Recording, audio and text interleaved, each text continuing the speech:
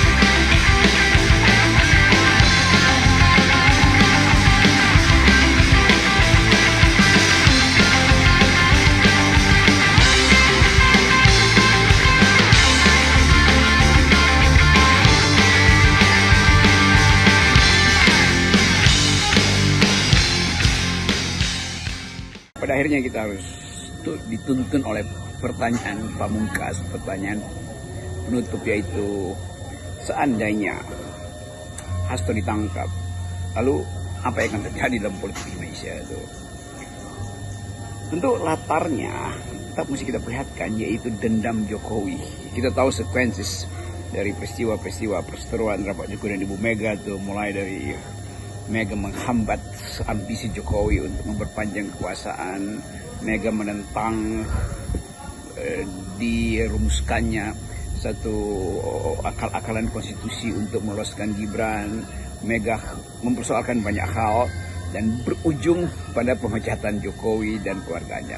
Kan kalau kita lihat peristiwa itu secara psikologis, Jokowi betul-betul tersingkir di dalam karir politiknya itu oleh Megawati. Kalau oleh orang lain mungkin gak ada soal, tapi oleh orang yang membesarkan dia dan menemukan bahwa yang dia besarkan itu ternyata adalah anak macan. Dan itu pentingnya kita pelajari bagaimana kemampuan Ibu Mega untuk akhirnya menemukan kesalahan dari PDIP atau bahkan kesalahan Mega dan dia minta maaf. Saya minta maaf pada rakyat Indonesia karena telah salah memilih dan bertahun-tahun tidak pernah mempelajari psikologi atau deep psychology, artinya persembunyian ambisi dari Presiden Jokowi yang baru terlihat ketika Jokowi memaksakan diri untuk jadi presiden 3 periode. Dan itu Ibu Mega tegur bahwa tidak mungkin 2 cukup, itu konstitusi bilang begitu. Jadi pertandingan antara ambisi Jokowi ditambah dengan emosinya hari ini karena dipecat oleh PDIP, maka terjadilah peristiwa ditersangkakannya sekjen PDIP. Sebetulnya yang mau ditersangkakan pasti Megawati kan. Tetapi kita dipoles oleh media massa yang dikendalikan oleh Jokowi bahwa seolah-olah ini peristiwa yang tidak ada hubungannya dengan kemarahan Jokowi atau kegundahan Jokowi atau dendam Jokowi pada Megawati. Jadi latar belakang dari peristiwa ini ada dendam seorang Jokowi yang sebagai presiden akhirnya menemukan bab terakhir dia di dalam disertasinya Hasto, yang juga itu satu pengamatan fenomenologis yang sangat mendalam dari saudara Hasto, karena dia menulis disertasi untuk menunjukkan keburukan dan sebut aja kemunafikan politik di era Jokowi. Itu semacam the kind of Machiavellian power game yang dipraktikkan oleh Pak Jokowi. Jadi kelihatannya itu yang mesti kita pastikan, ada latar belakang dendam, dan dendam itu tentu harus dibalas, apalagi di dalam metafisika politik Jawa yang sangat dimuliakan oleh Jokowi, kan dia ingin jadi Raja Jawa, maka sebagai raja dia tidak boleh dihina, dia tidak boleh dilecehkan. Sementara disertasi Hasto itu secara telak menunjukkan bahwa Jokowi di dalam segala macam aspek kekuasaannya itu mengandung sifat-sifat ambisi dan kemanipulasi. Dan itu sebetulnya hasil penelitian fenomenologis. Saya terangkan lagi, fenomenologis artinya pertemuan Hasto dengan praktek politik Jokowi itu tubuh ke tubuh, artinya mata ke mata. Dalam semua situasi, Hasto mengerti bahwa di dalam tubuh Jokowi ada unsur-unsur tirani. Kalau Mas Eros bilang kenapa tiba-tiba Jokowi jadi subjek matter, pertanyaan saya kenapa tiba-tiba PDIP, Hasto, Mega jadi pahlawan? Kenapa gitu loh? Mereka sudah hampir berhasil membentuk opini publik, mereka terzolimi. Dizolimi oleh anak asuhnya yang durhaka. Pertanyaan saya 8-9 tahun ngapain aja? Jadi kalau sekarang dikatakan seolah-olah PDIP pengen jadi pahlawan, emang siapa yang pengen jadi pahlawan? Kami berjalan, berjuang, melawan sesuai yang kami alamin. Bukan minta dianggap jadi pahlawan, gak penting. Nggak perlu PDP, nggak usah, emang kenapa? Kan gitu nih urusannya. Lu jual, gue beli. Iya kan, mau siapapun itu. Jadi jangan coba-coba intimidasi saya dong.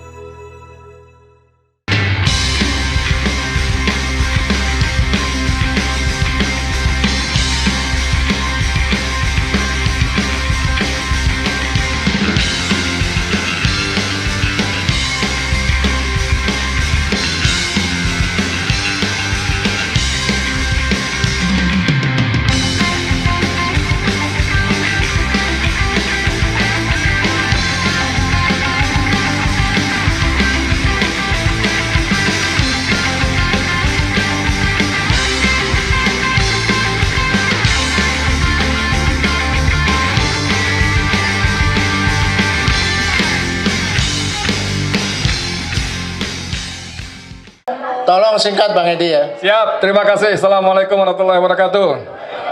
Saya tertarik dengan penjelasan Mas Eros tadi. Kenapa tiba-tiba subjek matternya Joko Widodo gitu ya. Walaupun di ujung kalimat saya nggak sependapat karena disebut dia kan cuma boneka. Jadi kalau lewat hukum, Mbak Fitri dan sebagainya, itu seperti beliau sebut tadi, waktu Fathia Haris Luhut yang diproses laporan Luhut. Selama Sigit masih berkuasa, jadi antek-antek dan penerusnya Tito Karnavian, hukum udahlah. Jangan pernah berharap secuil pun. Karena saya melaporkan Fufu Papa. Saya laporkan Fufu Papa. Boro-boro diproses, diterima pun enggak.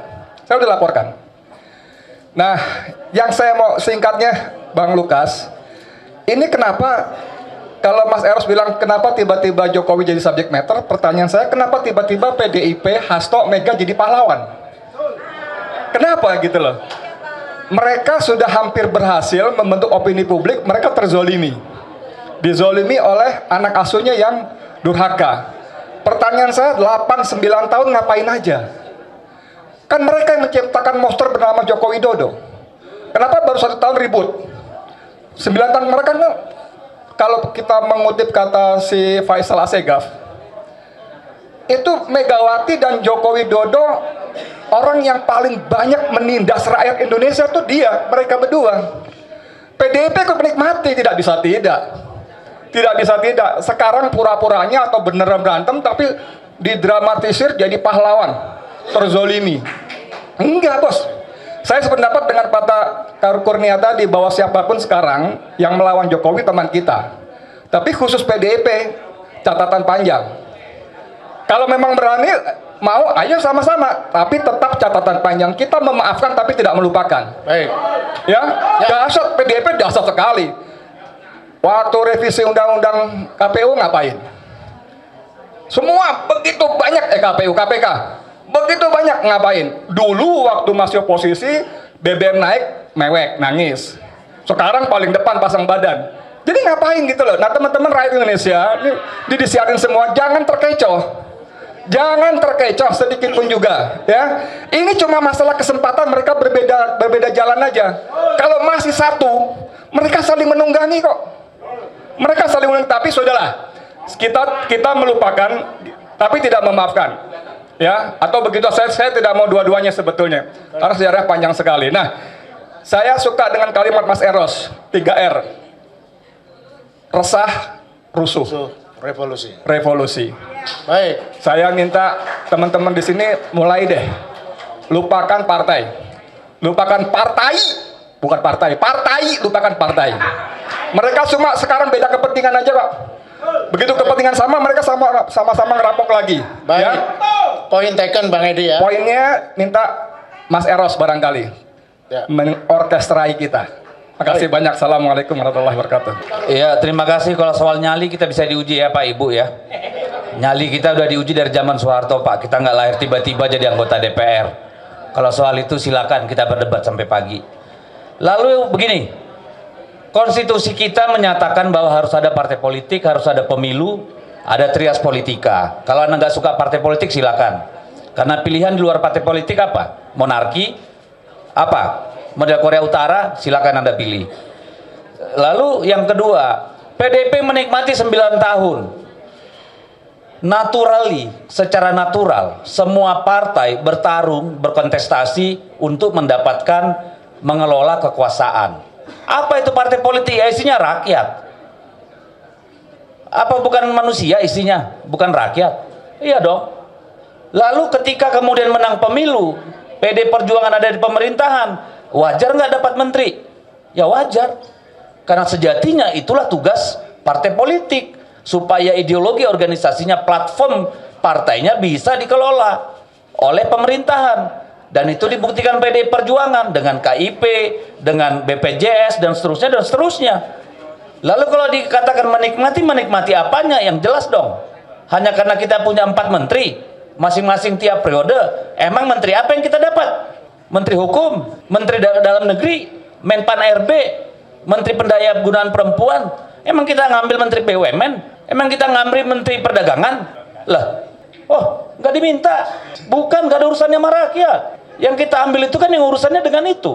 Jadi kalau Anda katakan menikmati, ya memang harus menikmati. Kalau nggak, ngapain jadi partai politik? Tapi apakah dipakai untuk memperkaya diri? Silakan Anda buktikan. Jadi kalau sekarang dikatakan seolah-olah PDIP pengen jadi pahlawan, emang siapa yang pengen jadi pahlawan? Kami berjalan, berjuang, melawan sesuai yang kami alamin. Bukan minta dianggap jadi pahlawan, nggak penting. Mengapain jadi pahlawan? Emangnya kami nggak mengalami tekanan? Emangnya saya nggak setiap saat diawasi? Gimana sih? Itu bukan untuk minta belas kasihan, enggak. Nggak perlu PDP, nggak usah, emang kenapa? Kan gitu nih urusannya. Lu jual, gue beli. Iya kan? Mau siapapun itu. Jadi jangan coba-coba intimidasi saya dong. Iya kan? Baik. Ntar dulu. Saya udah jauh-jauh nih. Jadi 5 menit ya. enggak, ya oke, saya paham. Jadi gini, ini bahasa yang sering dipakai buzzer. 9 tahun kemana aja PDIP? Seolah-olah tidak ada dinamika. Tapi apakah kita harus cengeng menceritakan bagaimana begitu banyak ketidaksetujuan, berapa kali kami dikhianati, tapi harus menahan diri sebagai partai politik, sebagai konsekuensi dari pilihan? Kan gitu, pelan-pelan kita buka. Kemarin Mas Hasto sudah buka 1. Ya, Mbak Puan sudah pernah minta maaf karena melahirkan kader yang seperti itu. Saya sudah berkali-kali ngomong, mau Anda apa lagi? Membungkuk? Ntar dulu dong.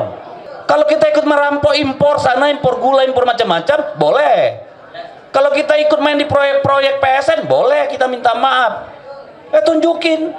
Nikmati itu nikmati apa? Kalau jadi menteri ya harus. Apa gunanya jadi partai politik kalau nggak jadi menteri? Lalu kemudian, apakah PD Perjuangan mampu mengadili Jokowi? Yang harus mengadili Jokowi itu hukum. Kalau PDIP sendiri emang bisa. Tadi saya sudah bilang, kalau bicara hukum nggak ganti Kapolri, omong kosong. Kan gitu. Urusannya di situ, Pak. Ibu, ya. Lalu apa yang sudah kita lakukan? Kurang apa Ibu Mega marah dan berteriak? Udah berapa kali? Anda silakan lihat TikTok saya, lihat di TV Parlemen bagaimana PD Perjuangan sejak 2014 sampai 2024. Apakah semua cuma diam? Saya kira tidak, kecuali kurang piknik. Silakan cek di semua komisi. Silakan lihat bagaimana kemarin saya marah-marah sama Menteri Dalam Negeri, Menteri Agraria, dan itu di semua komisi. Bahkan waktu Ibu Mega jadi presiden, fraksi PDI Perjuangan minta berbeda pendapat sama Ibu Mega 3 kali. Jadi janganlah kita ini merasa paling benar gitu loh. Ya, kalau mau marah, ayo marah bareng-bareng. Mau marah sendiri-sendiri juga boleh, nggak ada masalah. Tapi nggak usah merasa paling benar deh. Kami merasa bersalah karena lahirnya Jokowi. Ya. Tapi siapa yang tahu Jokowi belok kanan? Malaikat aja tertipu, apalagi cuma gue.